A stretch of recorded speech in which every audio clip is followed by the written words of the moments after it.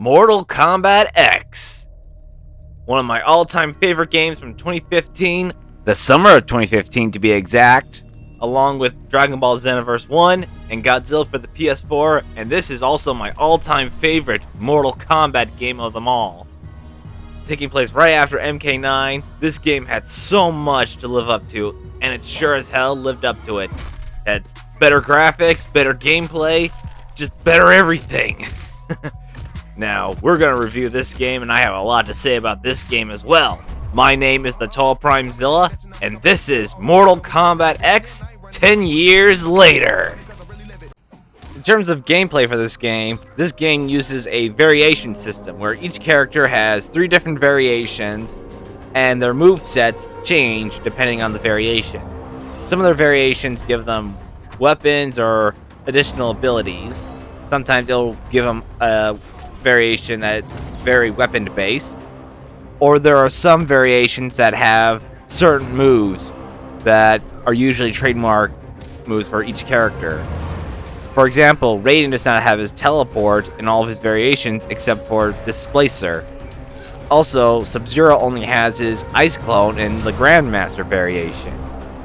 And I get that it sucks that iconic moves for each character was only limited to one specific variation, but it was to help balance the gameplay.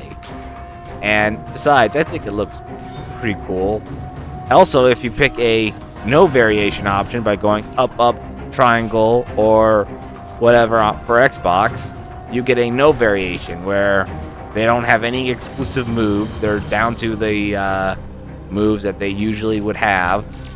And also, sometimes they can be very weak, but some characters are better off with no variation, while others desperately need a variation for their gameplay. Also, some characters, like Katana, can have a variation that's based off a different character, because one of her variations gives her Jade's moves and weapons. Also, sometimes the variations can do slight alterations to the designs. For example, Shinnok can have bone hands for one of his variations. Aaron Black can have his hat in only one variation, while his other 2 only give him different weapons, like a sword or a big rifle. Some variations also give them masks or no masks. For example, Sub-Zero will have an ice mask for his Unbreakable variation, while Reptile will have no mask for one of his variations. So yeah, I think that's a pretty interesting idea.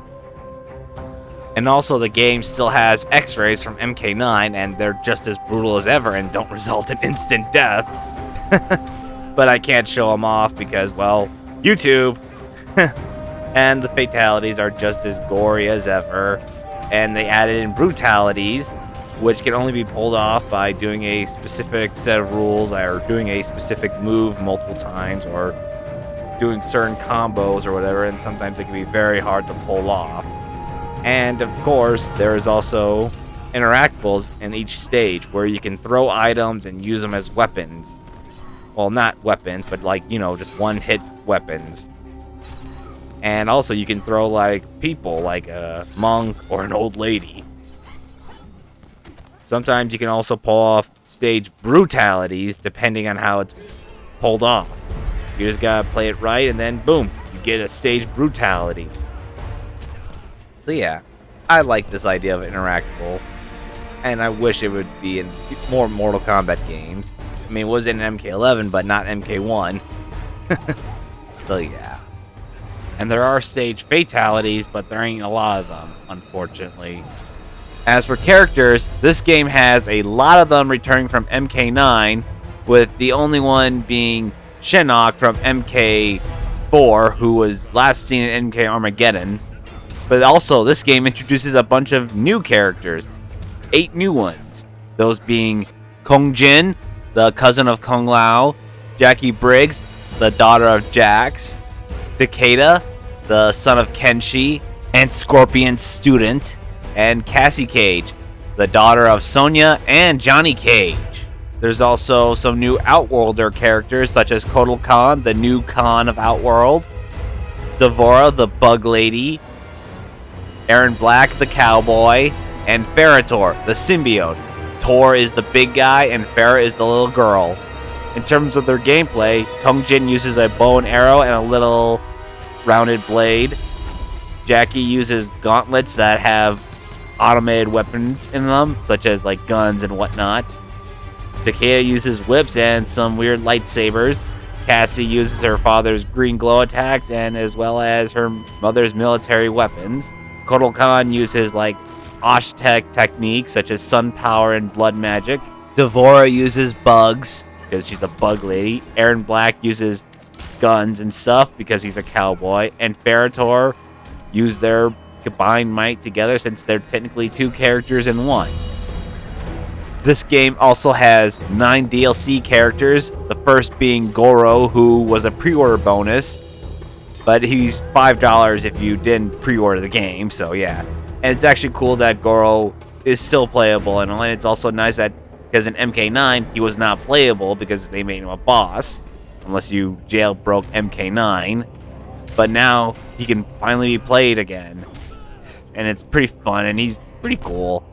In the comics, though, he lost his arms, and there's going to be a sequel to the comics where it was show him getting his arms back, but that idea got canceled, unfortunately. Jason, who was the first guest fighter for the game, he is the second horror character after Freddy Krueger, who was in MK9. He has different variations. His most iconic variation is him with his machete, which I think is stupid that he should have his machete in all of his variations, but he can use it to, do things that anybody with a machete could.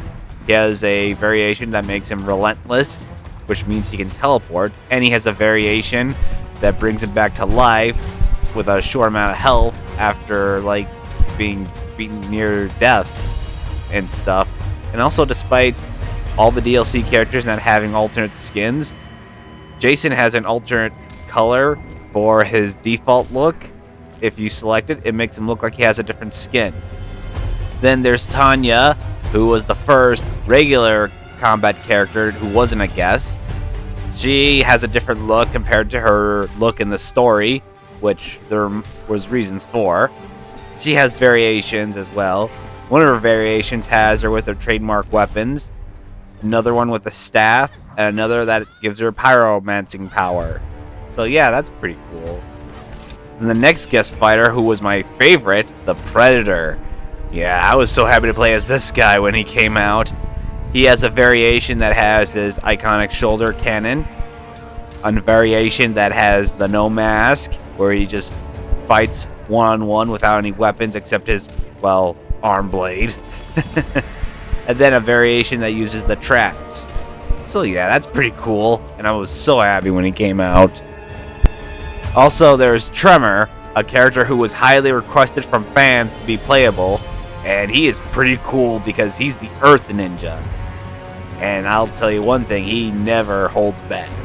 His variations include him going gold, which can later turn him all magma and stuff, but I like the gold variation because it's my favorite. I prefer him to be in gold than lava, just because. I think the lava part of this variation is just, a little weak, in my opinion. Then he has one that makes him all crystal-like, which I think is a little dumb. I don't like the crystals. Then he has a variation that has no mask, and I think that one's okay. It's not too bad, but if you select the no variation, he could still use his movesets to their fullest. Well, not exactly to their fullest, but still pretty cool either way. I was so happy to play as this guy when he came out, because every time I play as him, it's clobbering time. Then the second wave of DLC characters, they weren't released in any order, they were just released all at once. So the first guest fighter for it would be Leatherface, who is the third horror character, and he's pretty cool. I didn't know anything about him until I saw the trailer for Kombat Pack 2 and did some research. Also, his variations change his appearance, and even though he doesn't have an altered skin, that's actually a pretty clever idea that each of his variations changes his design. He has one that's more of his trademark look, one that has the pretty lay, which is the suit and whatnot, and one that's based off of his 2003 design. So yeah, they're kind of incorporating two different designs, because the 2003 film was a remake, so yeah. Then there's Borai Cho, a returning 3D era character, and he's still fun to play as. He has a staff for one of his variations. He also does a Drunken Master variation, which is the variation that we're all so familiar with him drinking and stuff until he pukes and farts. And a variation that lets him breathe fire. And that's pretty cool. I think that makes sense since he's an alcoholic. And then we have Triborg, who, by his name, has variations based off of the different cyborg ninjas. And that was actually pretty cool. And a very clever way of using the variation system in the game. So yeah, each variation changes his look, and he has the skill sets of Sector, my all-time favorite, and this was pretty cool since I love Sector. Then there's Cyrax, which he can use all of Cyrax's moves, and then he also has Smoke. And even though Smoke in this timeline did not become a cyborg, it's pretty cool that they still incorporated the Cyber Smoke that was missing from MK9 into this game. And then the no variation is actually the Cyber Sub-Zero. And that's actually a very clever idea of how to use the no variation system for Triborg. And unfortunately, you cannot technically pick his default render look unless you pick the alternate colors for Cyber Sub-Zero, and that's still pretty clever either way.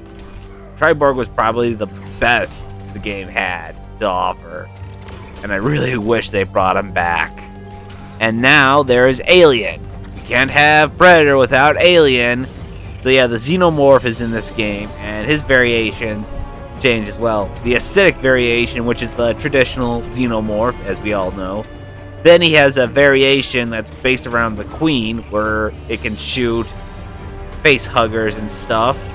And then a variation based on the Tarkatans, because since Baraka's not in the game, or he was an NPC in the story, he is now part of Alien's variations. And I think that's pretty cool and a clever way to say you can have Baraka through Alien. Even though we have Baraka back in later games, but still. It was actually pretty cool and a very clever way to bring Alien into Mortal Kombat. I could talk about all the different characters and stuff, but I don't want this video to be too long. Also, this game has a lot of skins, and I mean a lot. Well, nowhere compared to MK11 or MK1, but still, this game has so many skins. Back in the day, this game had a lot. Because as we all know, each character had 2 skins for each. But then MK9 gave all the ninja characters classic skins, so that broke the trend, of course. But this game added in a lot more than just 2 skins for each character, because this game had a lot of themed skin packs and whatnot. Yeah. And there are tournament skins that are supposed to be skins based around what the characters looked like in MK9, but some of them look nothing at all like how they did in MK9, with a few exceptions, those being Scorpion, Katana, Jax, Johnny Cage, and Kano, while others that claim to have skins in MK9 have no resemblance at all to what they look like in MK9, those being Raiden, Sonya, Melina, Ermac, Reptile, Liu Kang, Kung Lao, and Quan Chi.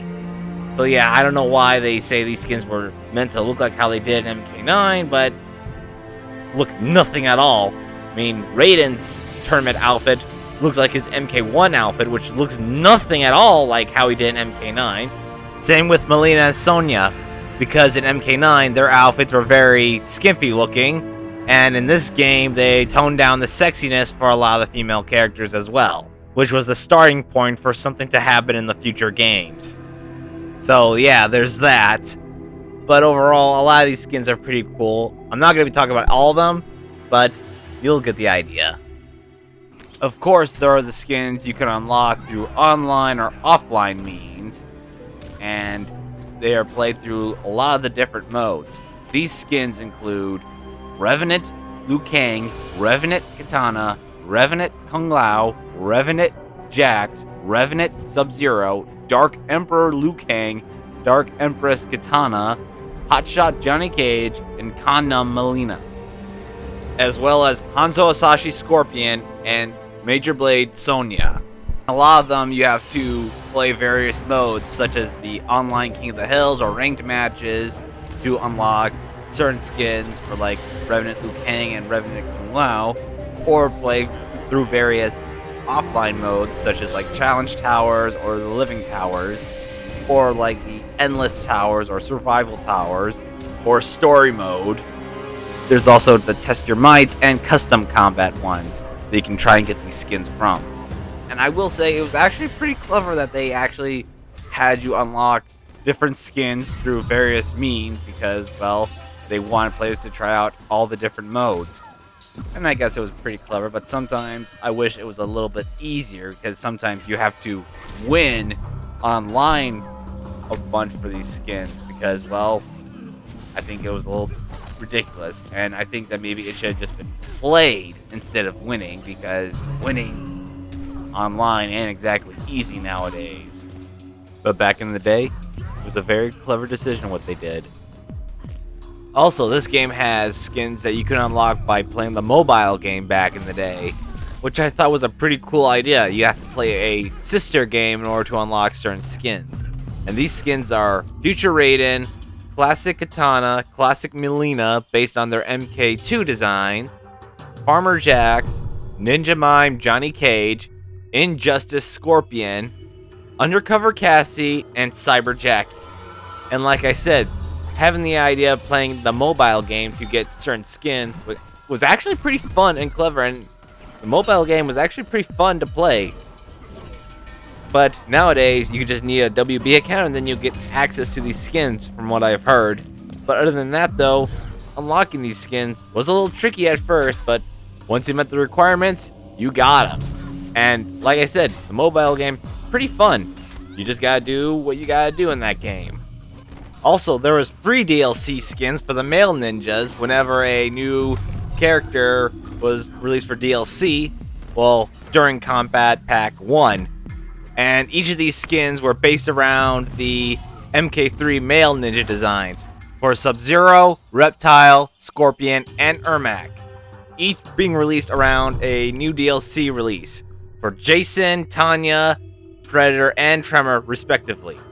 And these designs for the ninjas are pretty cool and all, but Reptile has his reptilian skin, probably because it was hard to maybe implement his human skin with the regular mask, because, well, Reptile's moves have to coincide with his masks.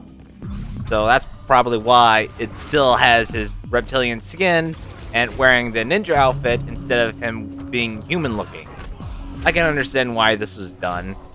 But other than that, Classic Ermac was actually fun to play as, just because all of Ermac's other skins really don't make him look like a ninja anymore. Because this was around the time Ermac stopped looking more like a ninja and looked more like a mummy. But for Sub-Zero and Scorpion, they gotta have their classics. Because you can't have Sub-Zero and Scorpion without them looking like their old classic selves, because as we all know, they are the faces of Mortal Kombat. There was also medieval skins that were also released for free during Kombat Pack 2. These are for Kung Jin, Barator, and Kotal Khan. But these skins aren't really that special, but they are pretty cool looking. But because they were released for Kombat Pack 2, which every character for that pack was released at the same time, so they hold no significance whatsoever. So yeah, that's it for free skins. This game also has a bunch of DLC themed skin packs, but I'll only be talking about some of my favorite ones. Starting off with the classic skins. For these two DLC skin packs, you get classic skins for Liu Kang, Sonya, Kano, Jax, Kung Lao, and Quan Chi. And I think this is actually a pretty clever idea to give some characters classic skins besides just the ninjas.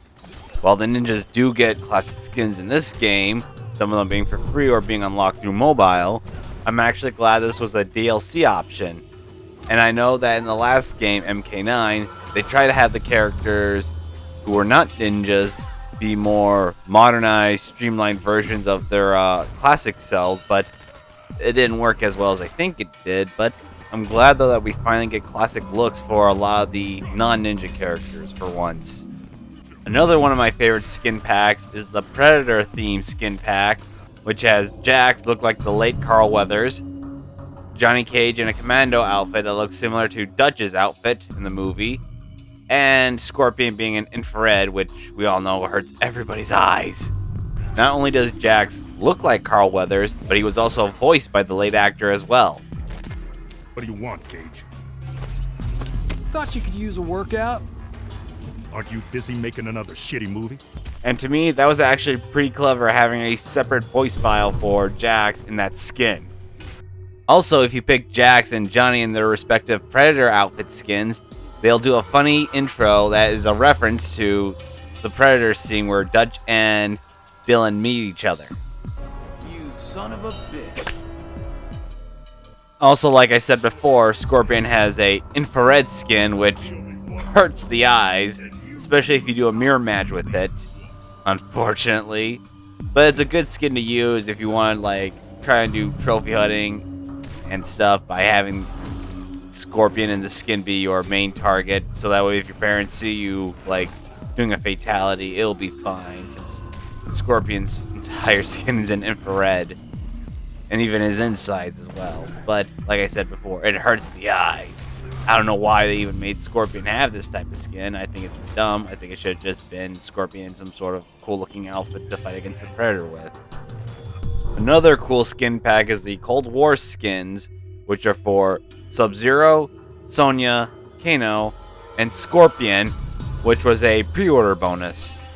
I like the idea of the characters having different outfits for this because it actually feels pretty cool, especially for Sonya and Kano, which we all know their military history for, and it fits their characters really well. And Sub-Zero and Scorpion being in skins like these actually is pretty cool too. And like I said before, Scorpion's Cold War skin was actually a pre-order bonus that became available later on. And it was actually cool that they did this because now this whole skin pack is complete with the Cold War Scorpion skin. And besides, Sub-Zero wouldn't look as cool without Scorpion having a Cold War skin. Of course, we have to talk about my favorite skins, the metallic skins. And these skins include Gold Scorpion, Blue Steel Sub-Zero, and Crimson Ermac. Essentially, these skins have the male ninjas wearing all black from head to toe with metallic robes and masks.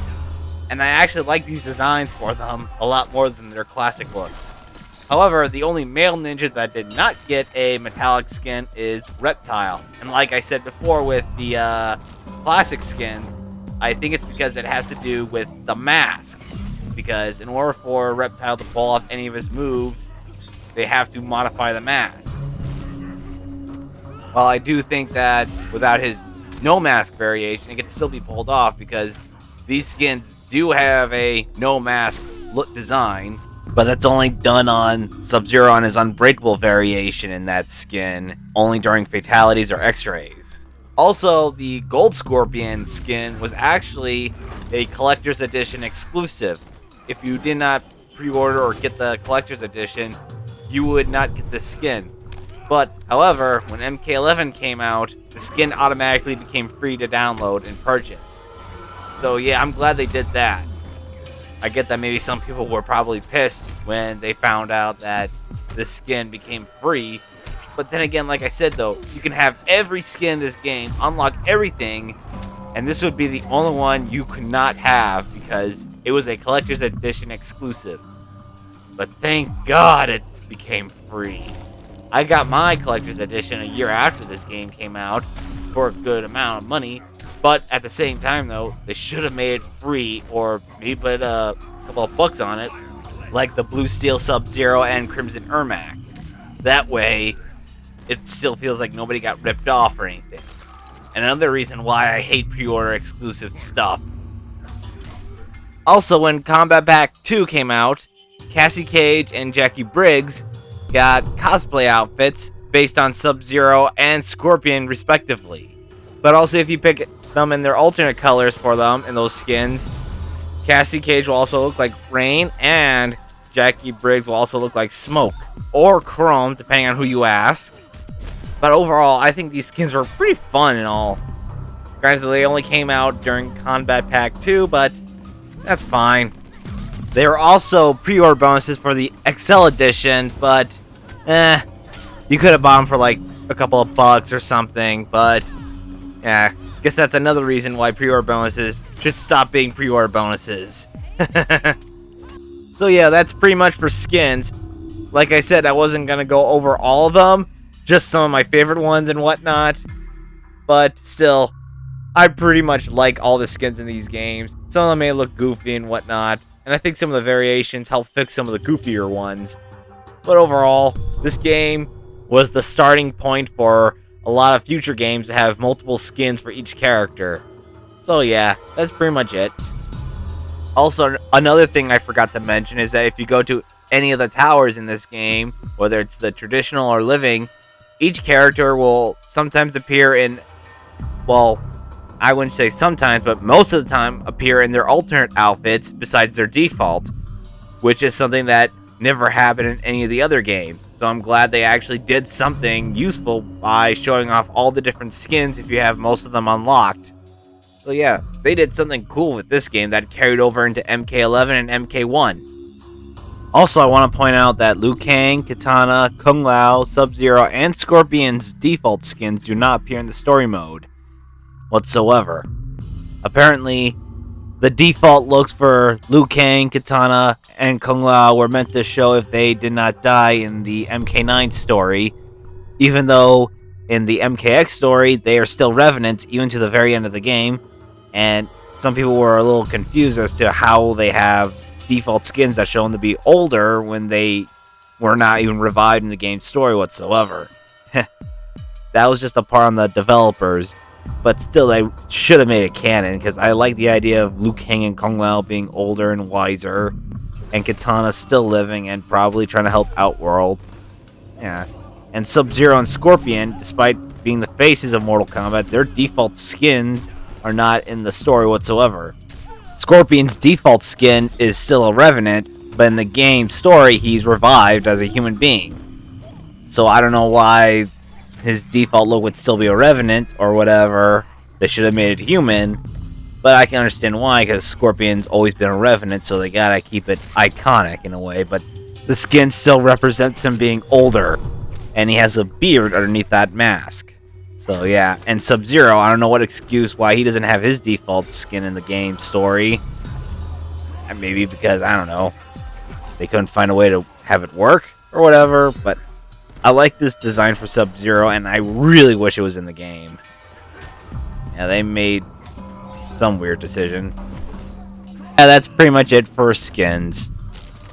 Also, another cool thing about MKX is that they do character intro dialogues before a fight, which is something that like Dragon Ball Z games used to do in the past, and I think NetherRealm saw that idea and put it in this game, because a lot of them are pretty cool.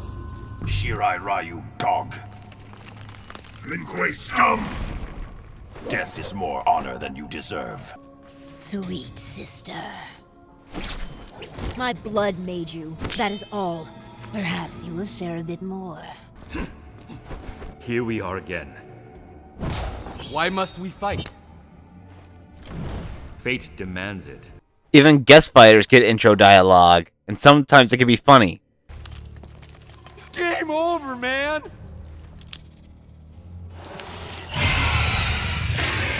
And there's even mirror match dialogue, which is pretty cool. Who are you? Perhaps your ice clone. Prepare to be shattered. You've arrived. You will know the chill of death. I disagree with that assessment. You are not worthy of the name Sub-Zero. Who are you to judge?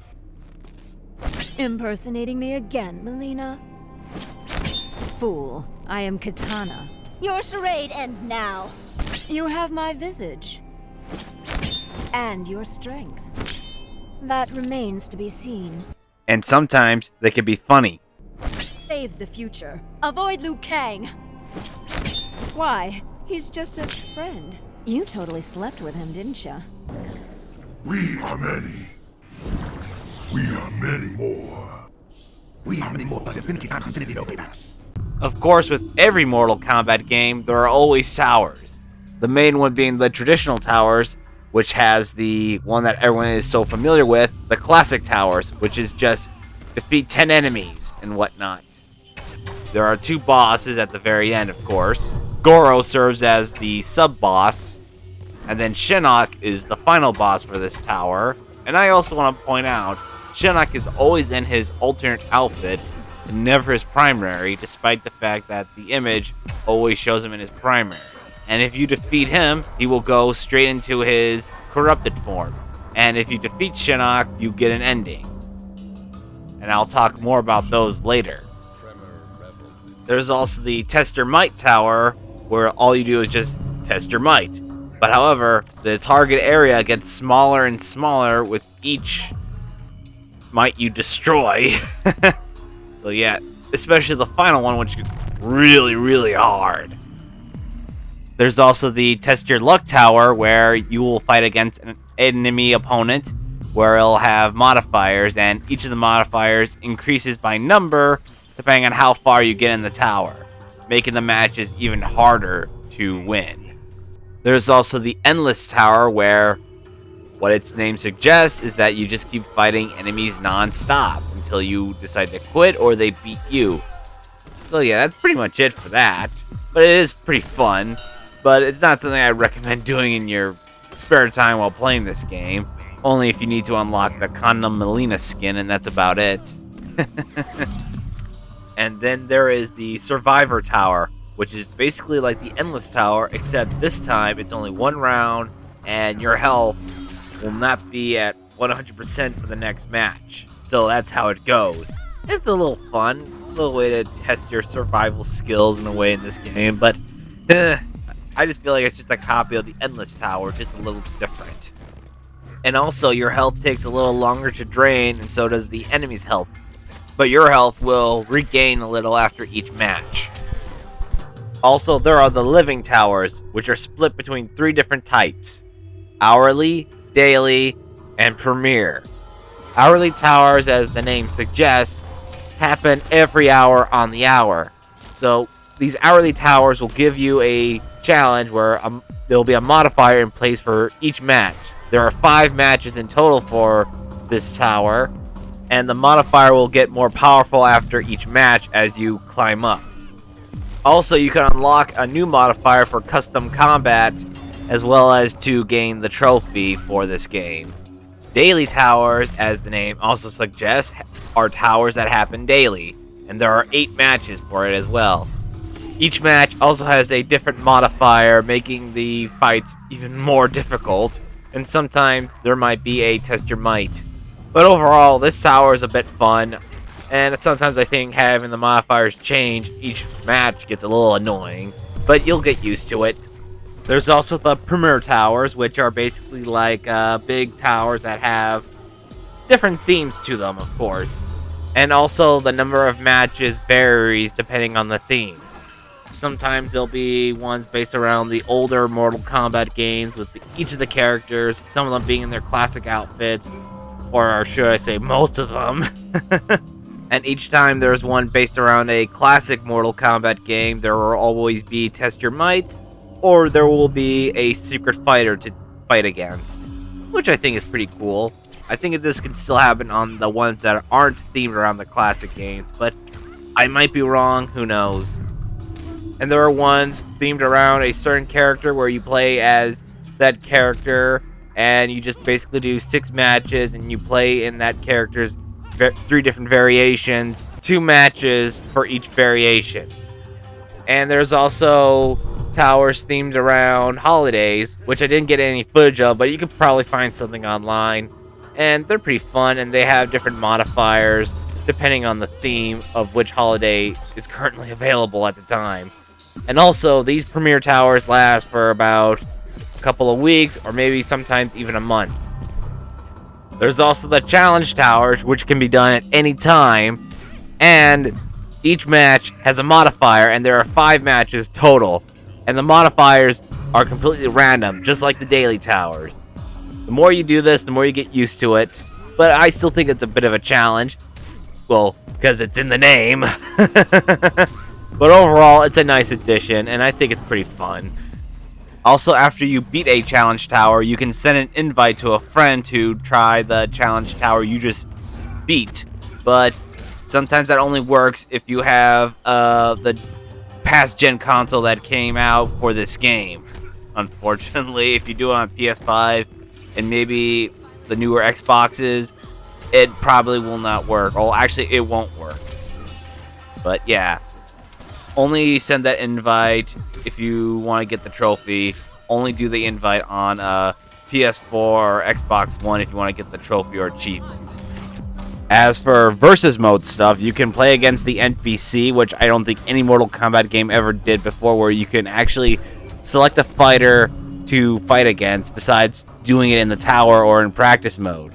While there's still a practice mode, you can actually fight against an enemy AI and test how good you are by setting the difficulty to however you want. And I think that's pretty cool. I think that's what a lot of the Mortal Kombat games needed before. And there's also 2-player mode, which, you know, play with your buddy and whatnot. But there's also custom combat where you pick different modifiers. You and your buddy can pick whatever modifiers you want and go from there. And there's also Test Your Luck, which is another 2-player and 1-player thing, but still, that's what you want to do. One of the game's biggest features is the factions, which allows you to be part of a team of sorts. You're going to be choosing between 5 different factions, which are Lin Kuei, Sub-Zero's team, Black Dragon, Kano's team, the Brotherhood of Shadow, Quan Chi's team, Special Forces, Sonya's team, and the White Lotus, Raiden's team. So essentially, what you do with the factions is that you can gain rewards from whatever faction's doing the best in the long run. Sometimes it'll be your faction, sometimes it'll be the other faction, whatnot. You'll get an indicator saying you won or you lost or whatnot. And also there are some online features with it, such as invasion modes, which are just invasion bosses where you gotta fight a character and it will be hard to beat since they got like armor and whatnot. So if you also want to get the trophy, I recommend using Raiden or any character that does a lot of damage with their X-ray moves. And back in the day, they also had some of the NPC characters, Sindel and Rain, be part of the mix. Same with Corrupted Shinnok as invasion bosses. And I thought that was pretty cool back then. And of course, there are invasion towers, which are just like the average towers you do for anything else in this game. But you will also be going up against another enemy faction's tower, which is also called the War Tower, which is just 3 stages. You just fight 2 characters and you just do a test your might, and that's pretty much it. Yep. And also, depending on which faction you're in, you can do a faction kill. But however, I'm not going to show you because, well, YouTube has stupid policies, as we all know. But if you're part of the Lin Kuei, smoke will be part of your faction kill. And that's pretty much it for factions. And of course, we have to talk about the online modes, which was another reason why I got into online gaming during 2015. Because this game has so many different online modes. One of the first things you'll see on the top of each online mode is the rooms, which just helps you find any rooms that are doing certain matches, like online versus matches or King of the Hill matches or whatever. It's also pretty neat, and sometimes you'll have a title depending on who's running the room. There's also online versus mode where you can just, fight against any random player you want, whether it's your friends or anybody who's random. Most of the time you'll be doing ranked matches, and that's pretty much it what you'll be doing on single versus matches or whatever. Well, online, of course. And you will get destroyed no matter what. And I'm still surprised people are still playing this game, even to this very day. I guess people really like MKX more than MK11, MK1. But also, like I said, playing against other players will destroy you completely, because they will have a huge win record. But if you're just trying to play to get trophies or whatever, they will not care, and they just want to keep their ultimate win record intact, despite the fact they have very small losses and a very huge win record. There's also team battles, which is just you and 2 other players fighting against another team of players, and sadly I couldn't get this mode to work because nobody plays this mode, unfortunately, but you could probably find something online, and it can also work for factions as well. And of course, there's everybody's favorite, King of the Hill, where you have to fight against a bunch of different players while still remaining the king. And if you lose, you get the throne and you have to give out respect points. Or if you're a spectator watching, you can give respect points to the winner, of course. But still, it's pretty fun. And if you lose, you still give out respect points. That's an added bonus. But overall, this is a mode that's very hard to do since, like I said before, people who have an ultimate win record don't want to lose that ultimate win record despite the fact they have very small losses. Also, you can change the view however you want it, or you can have it all be full screen, but I prefer this view of it better because that way you're talking to other players. And there's even a chat function too. But of course, that's obsolete if you just have a mic. And you can also do a bit of practice while waiting for your turn to fight the king. And I think that's pretty fun because, it helps you practice so that way you get to dethrone the king and become the new king. And make sure you stay on top as well.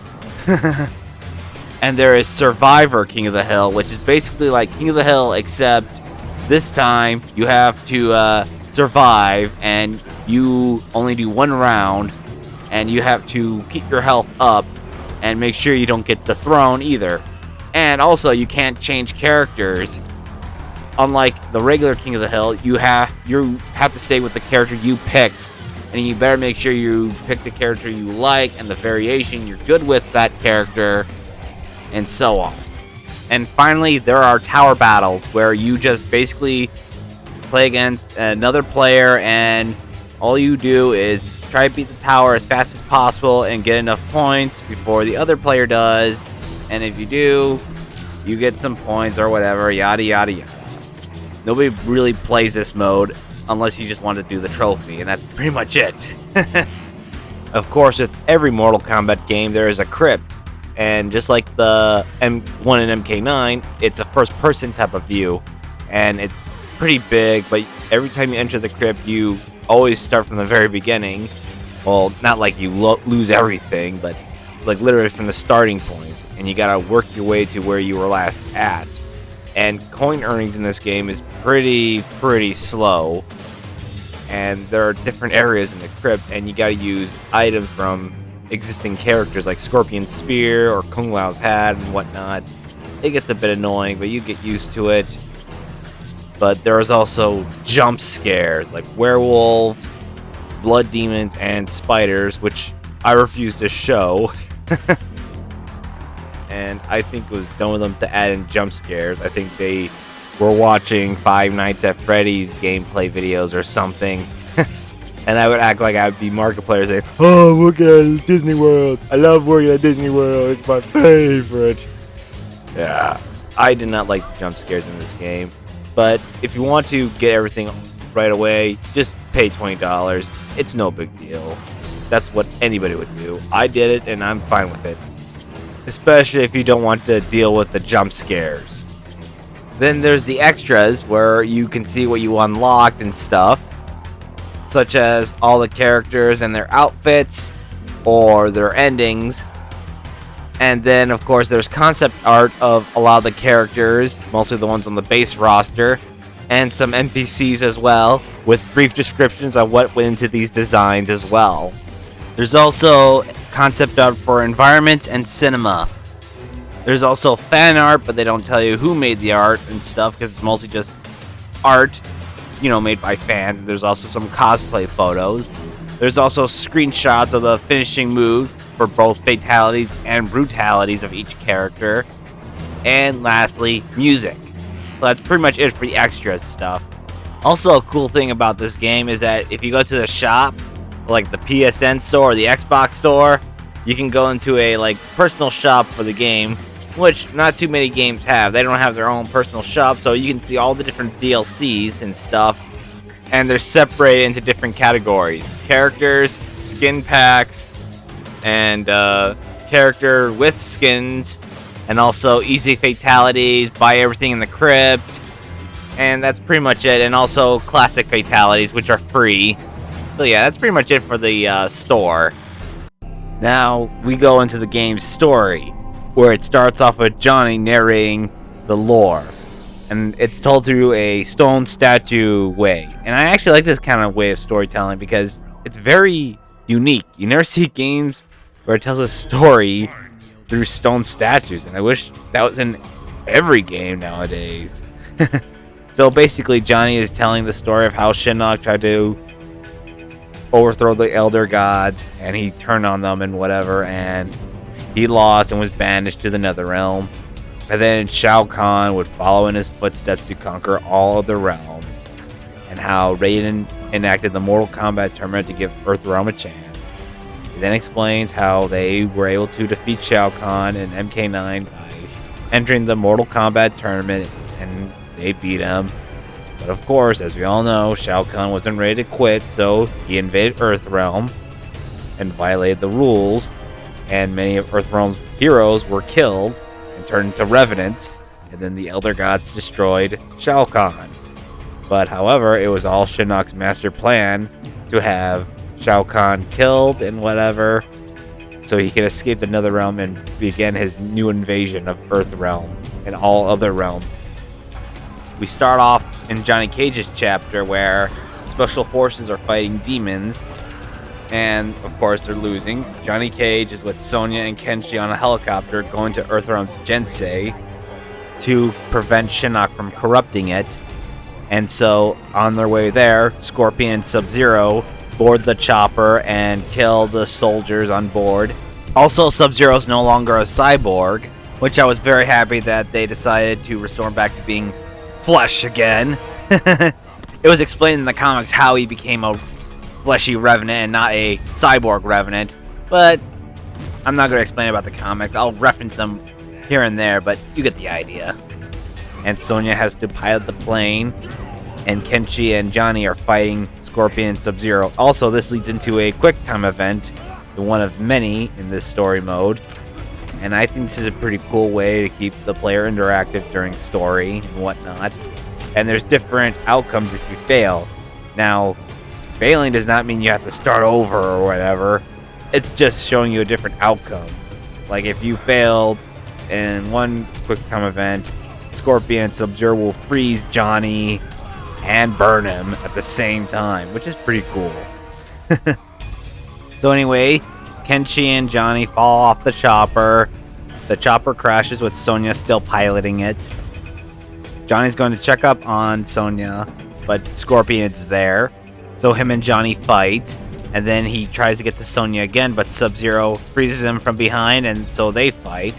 And after he defeats Sub-Zero, Kenshi helps Sonya out of the chopper, and then we cut to the Sky Temple, where Raiden and Fujin are fighting against the Netherrealm demons, and Fujin in this game is non-playable and only appears in cutscenes.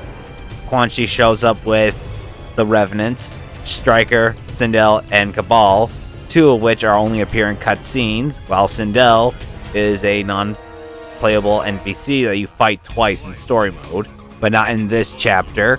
We then cut back to the woods where Johnny, Sonya, and Kenshi and a bunch of other special forces soldiers are in the woods trying to get to the portal.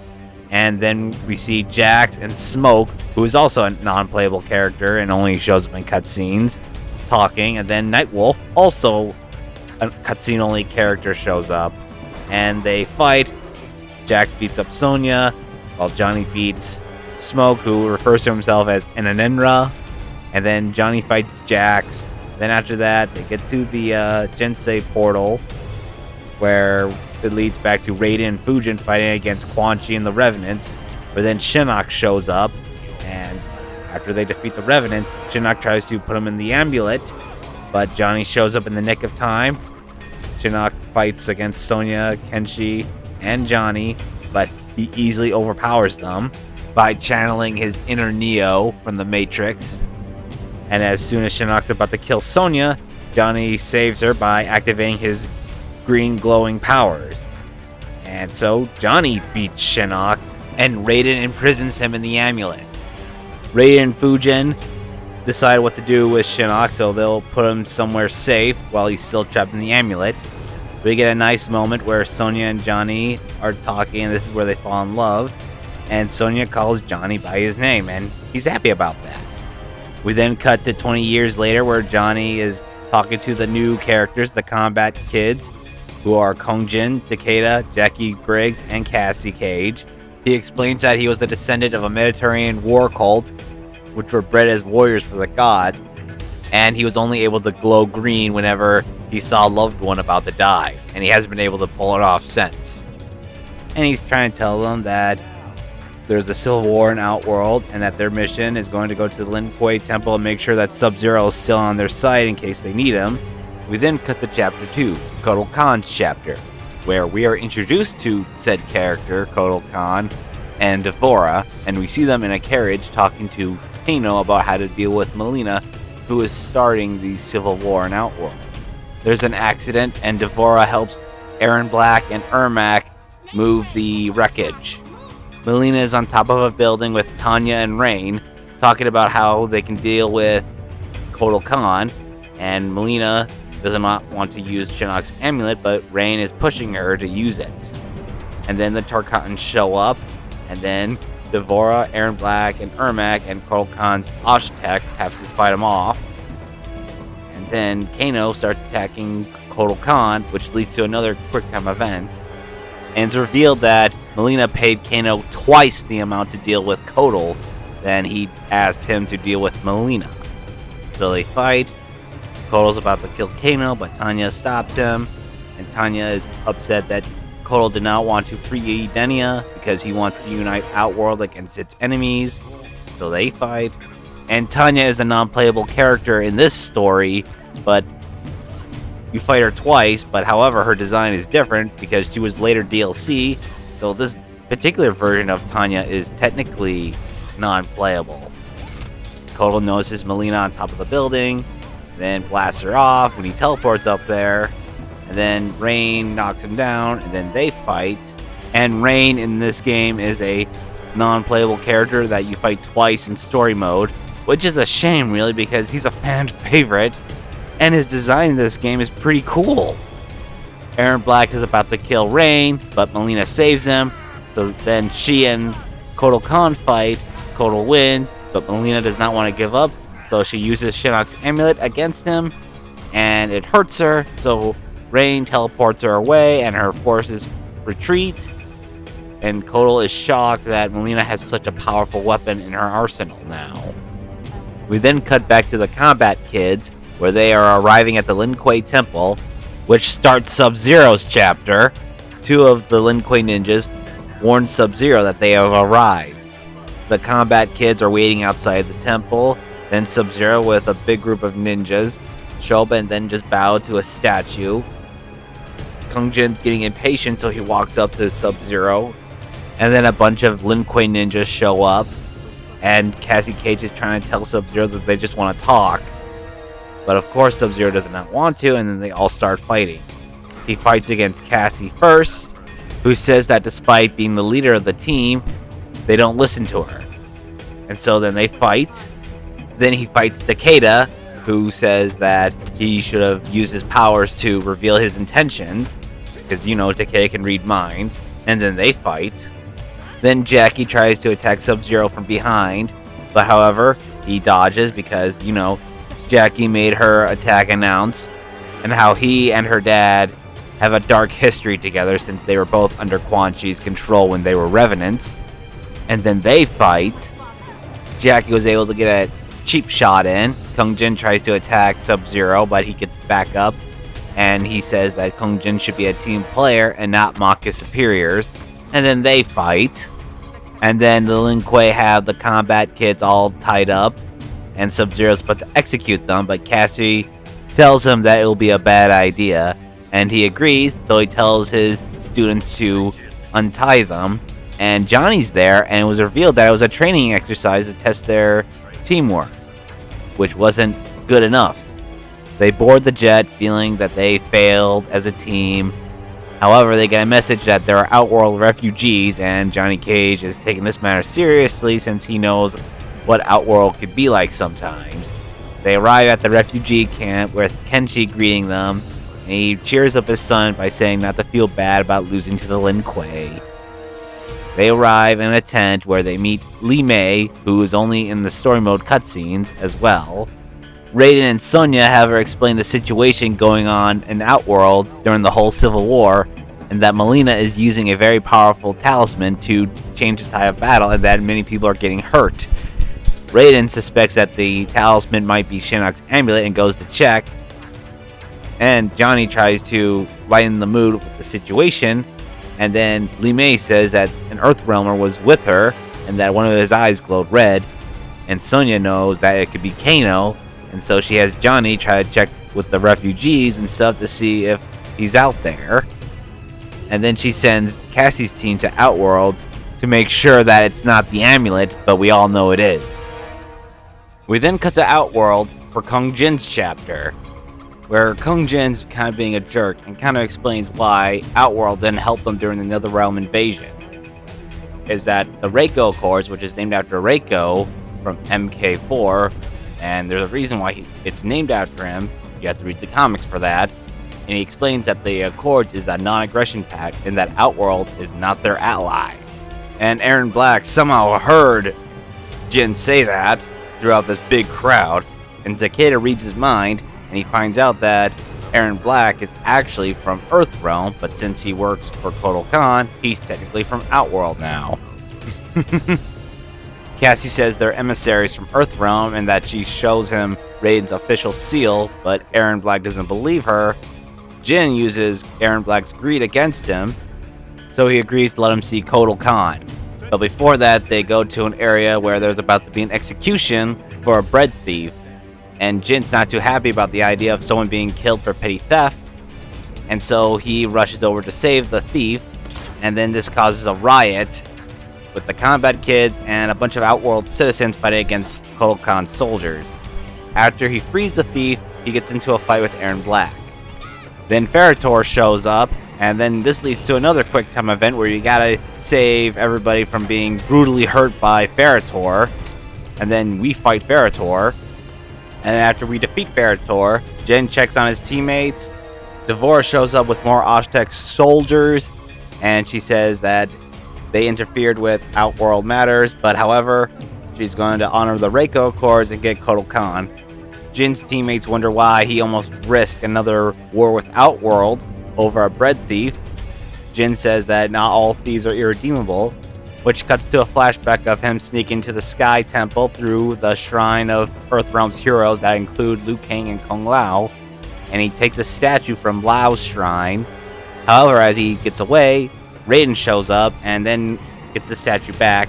He says that Jin's family gave it to Raiden as a memento for Lao after his death, and Jin blames Raiden for his death, of course, and then so they fight. And then when Jin wins, he tries to walk away, but Raiden gets back up. He says that he let Jin attack him because, well, he wanted to release his anger so he could be acceptable to reason. He tells Jin that there's a better path for him at the Shaolin, at the Wuxi Academy, but Jin feels that they won't accept him, but Raiden says they only care for what is in his heart, not whom his heart desires, which implies that Jin is gay. But however, Kung Jin feels that it's too late, but Raiden gives him back the statue and says that it's never too late. We then cut back to the present where Kotal Khan feels bad that many of his people went to Earthrealm for safety, but however he's still mad at the fact that the Kombat kids arrived unannounced and that they interfered with Outworld laws and that they might be allied with Melina, and that he's also upset that the amulet might be Shinnok's and is upset that Earthrealm promised to keep it safe, so he's really angry about that. Kung Jin tries to persuade Kotal Khan that they could be allies, but Kotal still thinks that they're working with Melina, so Jin offers the right of combat to free him from all the charges, and so him and Kotal Khan fight. After he wins, the charges against them are now gone, and that Kotal Khan says that he should be killed by Kung Jin, but however Kung Jin says no, since they need to be allies. So they agree to work together now, and it's actually a really nice moment, because Kotal Khan is indebted to them, showing that he's a really good emperor. For the most part, at least. So Cassie needs to inform her mother about the situation now. We then cut back to the refugee camp for Sonya's chapter, where she finds a dead body with a cut throat, indicating that Kano is still in the area. She contacts Raiden, who confirms that the amulet was stolen and replaced with a fake. However, before he can go into more detail, Sonya loses contact with him and sends 2 soldiers to check on him. Johnny Cage arrives to get a more update on the situation, and however, they get into an argument about how Sonya focuses on her job more than her family, and Johnny Cage reminds her that she used to be a caring mother for her family, and that work got in the way, and so that's why they broke up. We then cut to 20 years ago, where Johnny, Sonya, and 3 soldiers snuck into Quan Chi's fortress to investigate and probably find him. There, they are surprised by Quan Chi with 3 of his revenants, Scorpion, Sub-Zero, and Jax. Sub-Zero freezes the soldiers, so Sonya and Johnny have to fight him and the revenants. Sonya knocks down Quan Chi. Johnny beats down Sub-Zero, so he fights Jax. So Sonya will fight against Scorpion now. And once she beats down Scorpion, Johnny beats down Jax. Then she fights Sub-Zero and beats him down for good. However, Jax gets back up, but then Johnny and Sonya surround Quan Chi, but then Jax stabs Johnny, and then his soul is being transferred into a new Revenant body. And so Sonya beats down Quan Chi and then has to fight against Jax now. After she beats Jax, she checks on Johnny. Raiden shows up to try and reverse the spell, but Quan Chi interferes, so Sonya has to fight Quan Chi and then beat him down again. Raiden still needs help, so Sonya beats the ever-living hell out of Quan Chi, which is done through a quick-time event and leads to a very, very funny scene for Quan Chi.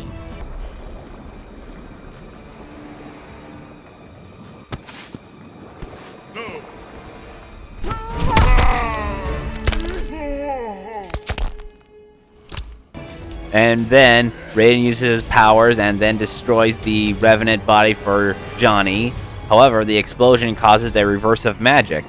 Sub-Zero, Scorpion, and Jax are restored to being humans again. Johnny's going to be alright. However, Quan Chi got away, so they'll see him again soon. We cut back to the present where Sonya, Kenshi, and Li Mei are checking the refugees, making sure that none of them are Kano in disguise. But however, she notices a refugee glowing red, and then she goes up to this person. Kenshi helps out, and it's revealed that Kano was using a shape-shifting cloaking device to change his appearance. And it's actually pretty cool, and I'm upset he doesn't say, "Hello, baby. Did you miss me?" Very missed opportunity there. Sonya wants Kano to reveal where Shinnok's amulet is. However, Kano says he won't, and he threatens Cassie, and that really ticks Sonya off, and so they fight, because you know, you gotta have Sonya and Kano fight in every game. It then ends with Sonya trying to choke the life out of Kano, but Johnny talks her out of it because they need the info on where Shinnok's amulet is. And so Sonya relents and lets Kano talk. We then cut back to Outworld for Devorah's chapter. It's revealed that Kano gave up the information about the amulet and that Mileena and her forces are in a jungle. Devorah suggests sending the army to help deal with Mileena's forces, while she volunteers to get the amulet, but Cassie volunteers to go with her because maybe she doesn't trust her and whatnot, which we know later on. Devorah doesn't want her to come with her, but Kotal Khan agrees to it. He agrees that Cassie should join her, because, you know, he wants to make sure that he wants to deal with Mileena properly. We then cut back to a flashback where Devorah had a meeting with Kotal in a very awful-looking outfit, and Reptile, who reveals that he knows things about Mileena and that this truth can help get rid of her claim as Khanum, and that it will pave the way for Kotal to become Khan. Devorah wants to know more, but then Mileena shows up with her Tarkatans, along with Baraka and Ermac, because she knows that they're plotting to overthrow her, and Kotal Khan suggests that they try to work with Earthrealm while the war with Netherrealm looms, and Mileena refuses since they killed her father. Reptile reveals that she's just a clone of Katana, and that her claim to the throne is moot since she's not actually related to the throne by blood.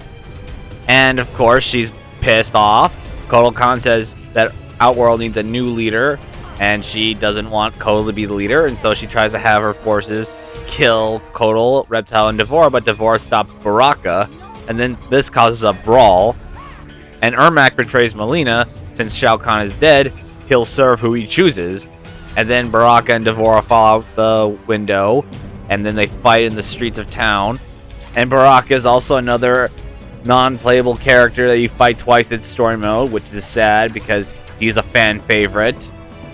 I don't know why they did this for this game, but luckily we got Alien, who has the Turcotten moveset. After Devora defeats Baraka, Kotal Khan gives Devora the green light to kill Baraka in a QTE, and it's quite sad, so... and it's not even a fatality she could do in the game. Devora flies up back to the building and tells Kotal that Baraka is dead, and Melina is shocked. Reptile takes her to prison, and Ermac and Devora bow to Kotal Khan now. Back in the present, we see Cassie and Devora trying to sneak their way into Melina's tent to try and get the amulet back. They see Rain, who reveals that he's plotting to have Melina and Kotal kill each other since the amulet drains Melina's life as she uses it. So if she dies while using the amulet, he'll take over the throne after she kills Kotal. And then Tanya shows up and attacks Cassie, and then Devora and Rain fight. After she defeats Rain, Tanya fights her now, and then after she defeats Tanya, Devora is about to kill both her and Rain. But Cassie stops her, and then they go into the tent to try to unlock the chest that holds the amulet. Melina shows up, and then her and Devora fight, and then Devora wins, and they get the amulet back. And then they take Melina to be executed. Devora kisses Melina, and then a bunch of bugs like swarm all over her, killing her from the outside and inside together. Cassie says that she'll take the amulet back along with her team, but Kotal Khan uses some magic that he can't even do in the game, and says that he doesn't trust Earthrealm with the amulet, and will use the Kombat kids as a bargaining chip for Raiden when he comes for the amulet. Devora tells Quan Chi that they have the amulet now, and that she was actually working with Quan Chi, and by extension, Shinnok. Quan Chi tells Devora to take the amulet to him, and so Quan Chi gets ready with his other revenants that have Liu Kang, Kung Lao, Katana, and Sindel, his 4 most powerful ones, while some of the others will be seen later on. Devora is seen on a bridge leaving a boat with 2 soldiers. However, she turns around and kills them, and then takes the amulet away. We then cut to Jax at his farm. Sonya shows up asking for help. Of course, he refuses, since Jackie is part of the Special Forces that he did not want his daughter to be a part of. However, Sonya says that Jackie came to her, and that he needs Jax for help because Quan Chi shows up. And Jax knows a lot about Quan Chi. And Johnny shows up, and the two have a little nice bonding moment together since, you know, these 3 are pretty good friends. We then cut back to Cassie's team, imprisoned on the boat, saying how they haven't lived up to their family's reputation or legacy. Then a Aztec soldier shows up to give him food. However, Takeda uses his mind trick to get him to faint, and then he takes the keys and then unlocks the cages for everybody. We then cut to a flashback for Takeda's chapter, where he's wandering around the destroyed city, which I don't understand why they haven't rebuilt it, and he's training with none other than Scorpion, or as he's now known as, Hanzo Asashi. Takeda manages to beat Hanzo, and Hanzo says that he's earned the highest rank in the Shirai Ryu. Takeda wonders what he'll do next, but however, Hanzo says his future lies elsewhere and that he promised his father. However, Takeda interrupts him before he can finish, saying he has no father. But then Kenshi shows up, and then Takeda's really mad because he blames his dad for his mother's death, and so the two fight. Takeda wants to beat him up some more, but Hanzo tells him to stop and tells him that Kenshi gave Takeda to him to protect him from those who killed his mother. Takeda believes that his mother died in an accident, but Kenshi reveals that it was just a story that he told Hanzo to tell him, and that his mother was actually killed by the Red Dragons. Kenshi was the target, but Tsuchin was the victim. Takeda's really mad that the truth finally came out. Hanzo tells him that Kenshi has devoted his entire life to hunting down animals like the Red Dragon because these are people without honor. Takeda is still mad. However, Kenshi reveals that since now that he's been fully trained by Hanzo, they can now start the real training with his telekinetic powers. It's a family gift. Kenshi says he'll train him to use them, and then they'll hunt down the Red Dragons together. And then we cut back to the present, where Reptile, Ermac, and Aaron Black see 2 Aztec soldiers killed. The combat kids are hiding, but however, Reptile smells them, and he believes that Devore freed them, and now that Devore is working with them. And this causes some issues, so now the combat kids have to fight the 3 Outworlders. Reptile turns invisible, and this leads to a quick time event where Takeda has to guess where Reptile's about to strike, using his powers. He guesses right, and then him and Reptile fight, and then after that, Aaron Black is about to kill Jin, but Takeda saves him just in time, and he tells him to go help deal with Ermac. Aaron Black gets up, and him and Takeda fight, and then Takeda wins, and then Ermac beats the other combat kids, and Takeda tries to read his mind, but however, since Ermac has thousands of souls, it really messes up Takeda's head, and so the 2 of them fight. And after that, the combat kids leave, and then Aaron Black, Reptile, and Ermac tell Kotal that Devore betrayed them, and that they believe that she's working with Raiden, and Kotal Khan vows to get the amulet back, and maybe do some bad stuff along the way. The combat kids contact Kenshi, who is in the Nether Realm, and that they say that Devore is probably heading towards the Sea of Blood, and that Jax knows why. And Jackie gets concerned because Jax is now back in action. And he says that there's a secret portal near the Sea of Blood that Quan Chi made to invade Earthrealm. Jax says that he's doing it for Sonya, and that Jackie should stay safe, and so should he. And so Kenshi talks to Jax about if he's feeling better or not. And they talk a little bit more. Kenshi says they got good crossfire. Kenshi wonders why Quan Chi is traveling by conventional means. Serena, who only appears in cutscenes, reveals that Quan Chi is a lot weaker than when she was in his service. And it's because Shinnok isn't his power source anymore. Kenshi says that Jax can help, but he doesn't want to jeopardize the mission since he thinks he's rusty. Serena says that Quan Chi is getting closer now. Quan Chi is arriving with his army of revenants, and then the special forces catch him by surprise, and Quan Chi falls off his horse and stuff. And this causes a fight between the special forces and the revenants, with many of the special forces being killed and many of the revenants getting injured. And then Liu Kang and Kung Lao have to protect him. Jax follows him, and then Kung Lao shows up telling him to go back into hiding. However, Jax refuses, and the 2 fight.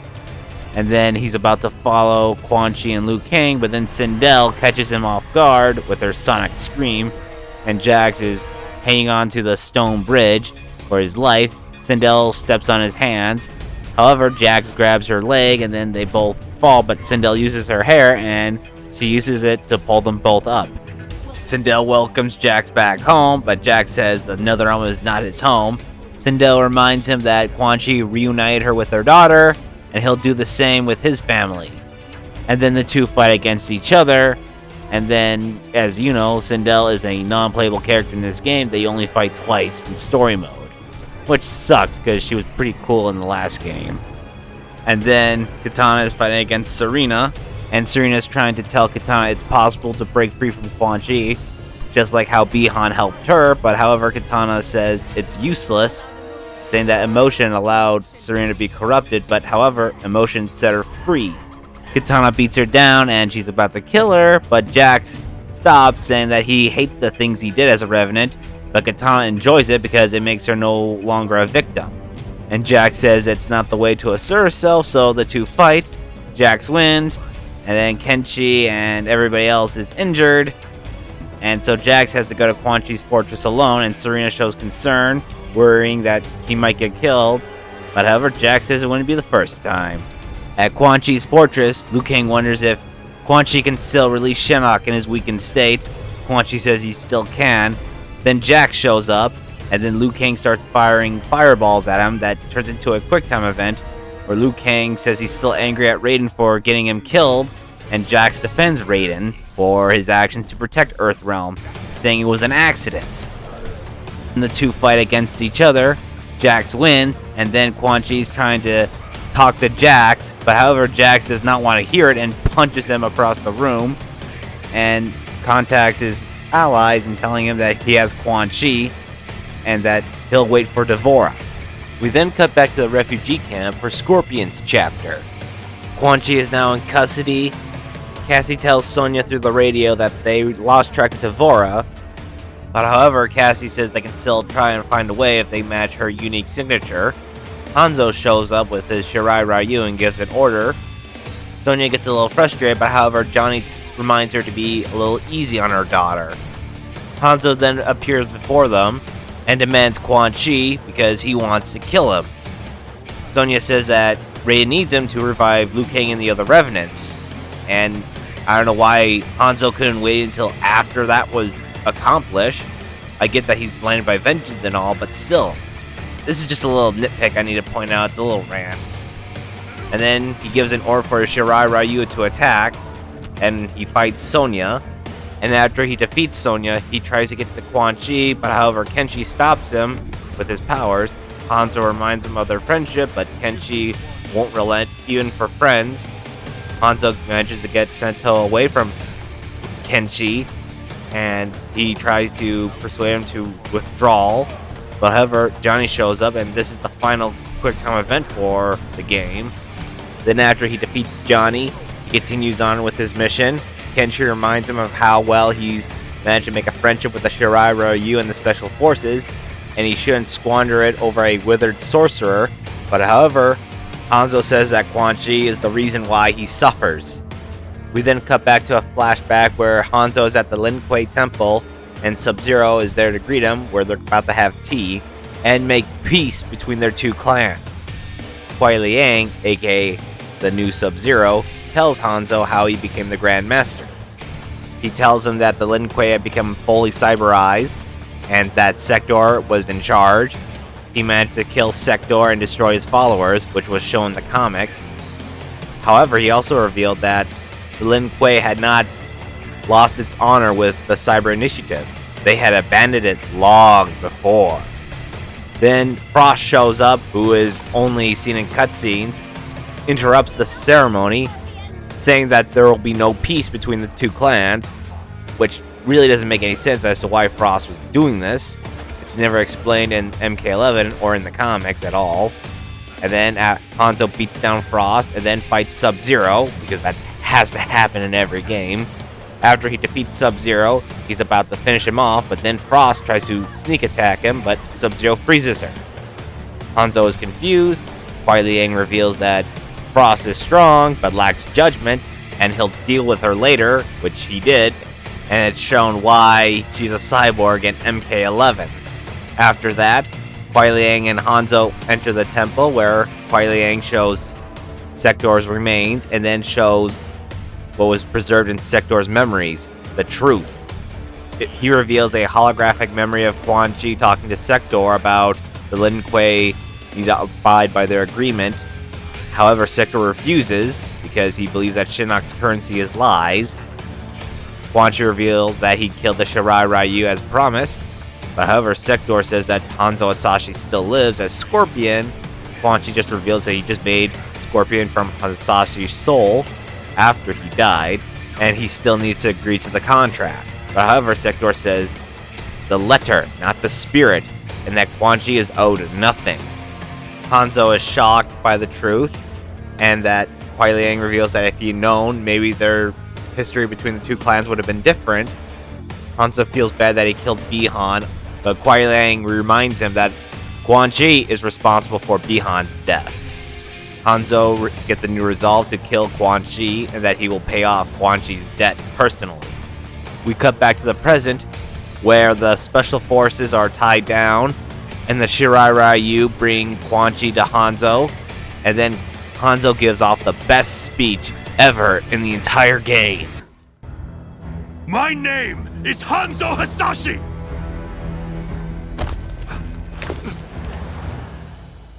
You killed my wife, my son, and then you burrowed your way into my head. misdirected my vengeance, cost me my one chance to have them restored! Your family, Ah! Quiet, sorcerer. Nothing can help you now. Still gets me every time. So the two fight, and Hanzo beats the living hell out of Quan Chi. Devora shows up and wounds Hanzo, and Devora comes up to Quan Chi. However, Scorpion does his traditional. get over here! Quan Chi starts a chant. Devora throws the amulet. Quan Chi catches it, and Scorpion decapitates him. And Scorpion pays off Quan Chi's debt. However, the Revenants are still trapped. But however, Quan Chi did manage to do the spell to free Shinnok. Sonya demands that Shiraryu free them. Shinnok is free and beats everybody. Devora greets him and says that Quan Chi's plan worked to perfection. However, he did mention that Quan Chi was able to do the spell in Earthrealm behind their defenses, and he's upset that Quan Chi is dead. However, he does take Johnny Cage with him because they have a plan with him, of course, just to torture him. Then Liu Kang, Kung Lao, Kitana, Sindel, and Smoke show up and greet Shinnok, and Shinnok tells them that they're going to be going to the Sky Temple. Cassie and her team arrive too late. They find everybody on the ground wounded. Cassie asks her mom what's going on and where Johnny is. Hanzo answers by saying that Shinnok took Johnny and they are going to the Sky Temple. We then cut to the Sky Temple for Raiden's chapter, where we see Bo Raicho, who was originally a cutscene only character but then became DLC, sitting down about to have a drink, but then Raiden shows up. Bo Raicho greets him, and Raiden tells him where he's been, saying that he's been trying to disable a snare that was attached to him when Kano stole the amulet, and that he had to travel to strange realms in order to disable it. So he has to go to the Jinsei to replenish his strength. On their way there, Bo Raicho talks about how they could have killed Shinnok if he was mortal, and if Raiden's closer to finding the amulet. He says he'll confirm with Sonya once he rejuvenates. As they arrive to the Jinsei, Raiden talks about how he wishes he could bring back Liu Kang and Kung Lao and all the others, but unaware that Quan Chi is dead since he needs him to revive them. We then cut back to a flashback to where Liu Kang, Kung Lao, and Raiden were watching the Tarkans take the Shaolin monks on a boat. And this is taking place during the MK2 portion of MK9's story, so you kind of get the idea where this is going. And so they have to stop the Tarkans from taking the Shaolin masters and whatnot. And Devora is there talking to Baraka, even though Devora was never in MK9. So this is a bit of a retcon. So Raiden, Liu Kang, and Kung Lao arrive and beat up a bunch of the Tarkatans. And so Raiden has to fight Baraka. And then after he defeats Baraka, he fights Devora. And then, of course, that's the end of it. And then they have to go back to the places they were in the MK9 story. And then we come back to the present where Raiden is still recovering his strength in the Jinsei. But however, there's a big earthquake that causes a big blast, and Bo Raicho is seen through the ceiling of the Jinsei and then taken back up. And then it's shown that Shinnok's attacking him with the other Revenants. Raiden comes up and is shocked to see that Shinnok is free and the Revenants are helping him. Shinnok goes down to the Jinsei with Devora and Johnny Cage, and the Revenants are taunting and mocking Raiden, and then he starts fighting all of them. They try to beat him into submission. However, he electrocutes all of them except for Kung Lao, who jumps on the side of a building to avoid the blast. Raiden tells him to stop and snap out of it. However, Kung Lao does not want to hear it since he blames Raiden for his death. Then they fight. Then after Raiden defeats Kung Lao, Liu Kang jumps from behind him. Raiden says it's not his destiny to be a Revenant. Liu Kang then asks if he still sees the future in a mocking way. Raiden tells him that the visions have stopped, but he knows what should be right. Liu Kang still blames Raiden for his death. However, Raiden says it was an accident. And then Liu Kang says he should be thanking Raiden for freeing him, because now he'll end the Elder God's rule with Shinnok. Raiden defeats Liu Kang, but however, he gets wounded. He goes to the Jinsei chamber, where Devora is webbing up Johnny. Then Shinnok is about to enter the Jinsei. Raiden tries to stop him, but Shinnok uses his skeleton hand to trap Raiden. Shinnok enters the Jinsei and starts corrupting it. And now Shinnok is a lot more powerful now, and he turns Earthrealm skies red to even the point where Sub-Zero notices it. And this means it's the end of the world, and it's even spreading to the refugee camp as well. And Shinnok is beginning to change too. He's becoming corrupted by fusing his power with the Jinsei, turning him into a devil-like form. And this form is actually pretty scary looking. He tells the Elder Gods he'll absorb Earthrealm's power, but Raiden says others will defeat him. We then cut back to the Kombat kids in their jet for Jackie's chapter. They're trying to find the Sky Temple, but however, the red sky gets to their jet and causes them to do an emergency landing. Jackie says that the Sky Temple's not too far, and Takeda tries flirting with her, and it seems to be working. Cassie says that they're grounded, so they have to make the journey on foot. However, before they can continue, Kotal Khan shows up with his army and wants his army to capture Cassie and her team. And so Cassie and her team have to run into the woods, where they somehow lost them, but however, they have to fight against them. They do an ambush against them, trying to get them to run away and go back to Outworld.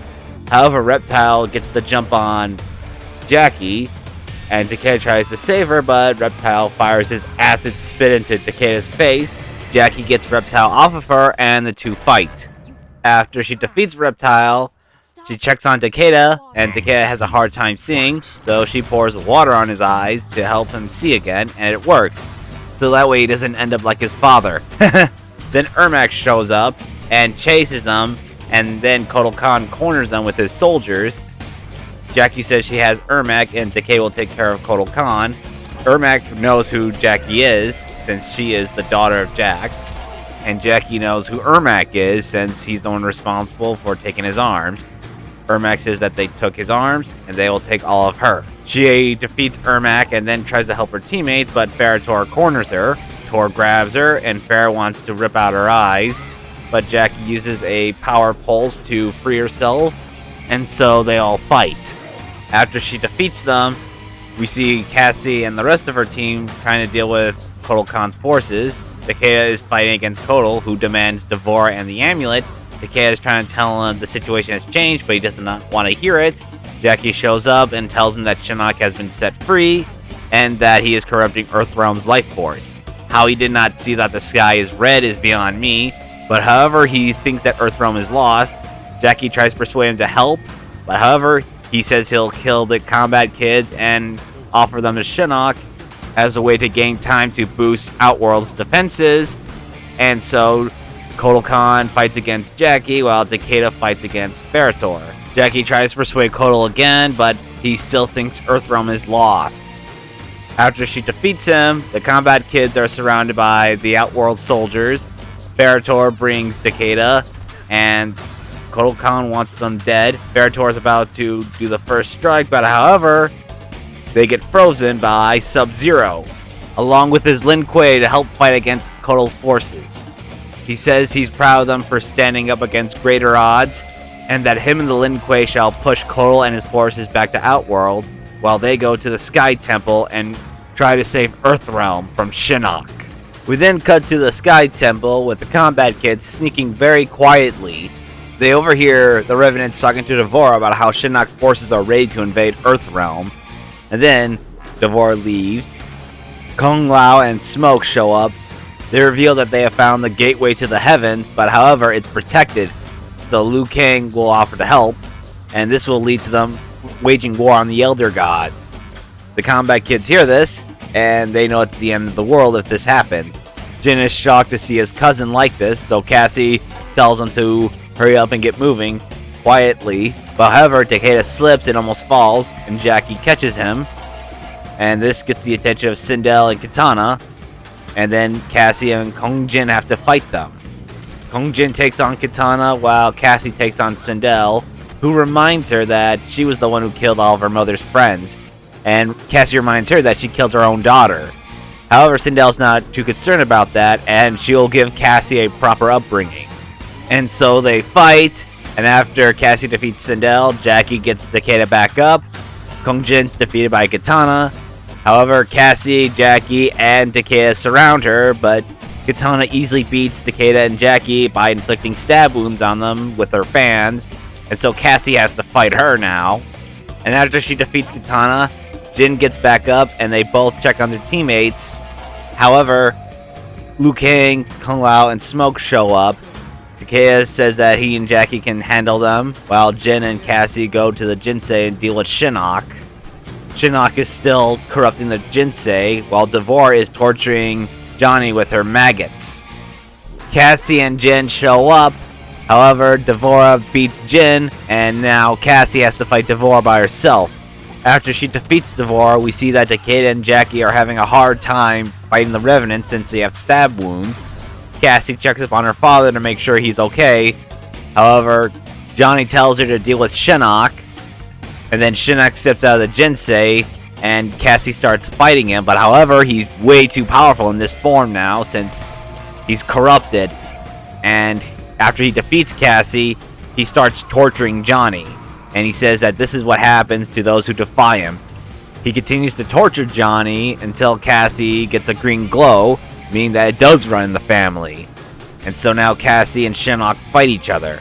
And Shinnok in this form is not that hard unless you have the difficulty set to a certain way, but if you have it at medium or hard, it will be difficult to defeat Shinnok in his corrupted form. So yeah, but still, it's not a bad boss fight, and you could fight this boss fight anytime in the classic towers. And so Shinnok is no match for Cassie in her green glowing state, and she easily beats him. Jin gets back up and compliments her. Raiden asks the two of them to set him free so he can clean the Jinsei. However, Kung Jin protests, but he says it has to be clean now. So the two take him to the Jinsei, and he goes inside of it and starts chanting a spell, which undoes Shinnok's corrupted form, and also reverses the damage he did to Earthrealm. The Revenants see this and retreat. Takeda and Jackie sit down and have a moment where they will start to have a relationship with each other. Jin and Cassie get Raiden out of the Jinsei so he can rest. Cassie checks him on her father, who says he's very proud of her. Sonya arrives with some Special Forces soldiers, and they tell them to isolate Devore and Shinnok, while she checks on Johnny. Johnny tells her everything, and Sonya is very proud of Cassie too. And the three of them have a very good family moment, and it's very touching. After that, we see the credits, and they show stone statues, with the first being Goro, who had no involvement in the story whatsoever. But I still like the idea of stone statue stuff. And this was around the same time as Avengers Age of Ultron, where they showed stone statues for the end credit stuff. So yeah, that's pretty cool. We then get a post-credit scene of Raiden in dark colors now. He also has Shinnok's amulet, and his eyes are glowing red. He tells the new rulers of the Netherrealm that he won't simply defend Earthrealm, but however, he will seek out and destroy all those who threaten it. And to make his warning clear, he shows them the severed head of Shinnok still living, and he leaves them with a fair warning. There are fates worse than death. He then teleports away, and then we see the new rulers of the Netherrealm are Liu Kang and Katana now. And it's still sad to see him like this. However, they do look shocked to see that Raiden is willing to go this far. And that's it for story. As for endings, this game does have a lot of endings, but however, I'm not going to be going over all of them, just the ones that are very connected to each other and the ones that are most likely canon. For example, Scorpion's ending shows him about to commit harakiri, but Raiden stops him and gives him the power of the Jinsei along with his clan. Raiden's ending shows that he's going to be dealing with the threats, and how he takes the Shirai, Ryu, and Scorpion to attack Outworld. But then Kotal Khan's ending shows that he does not want his realm to be invaded by Raiden, so he asks the Elder Gods to enact mortal combat for his realm to protect themselves from Raiden. Goroi Cho's ending shows him training the Outworlders to fight against Raiden, and that's the end of this story that connects these endings together. The next set of endings shows Aaron Black attacking the Combat Kids, about to take him down, but Jax's ending shows him joining back with the Special Forces and preventing the Combat Kids from being killed, but however takes a serious shot. And this connects to Sonya's ending, where she has a dream where Kano has Cassie and Jax hostage and makes her choose one of them. So Kano kills Jax, and then Sonya wakes up, and Johnny tells her that Jax was killed by an enemy bullet. The next set of stories that are connected is when Ermac is searching for what he believes is Shao Kahn, but however is ambushed by Shang Tsung, who steals most of his souls. This connects to Cassie's ending, where she hears rumors about a soul-stealing sorcerer, and she believes it could be Shang Tsung. She finds an old man that looks similar to Shang Tsung, but however, it's Shujinko. The next set of connected endings is Takeda, where him and his father are trying to search for the Red Dragon, and they find one of the dragons from Armageddon, and they go to a cave where they find Taven, and this connects to Kenshi's ending, where along with Taven, they try to search for the Red Dragon base, and there they find Dagon and kill him.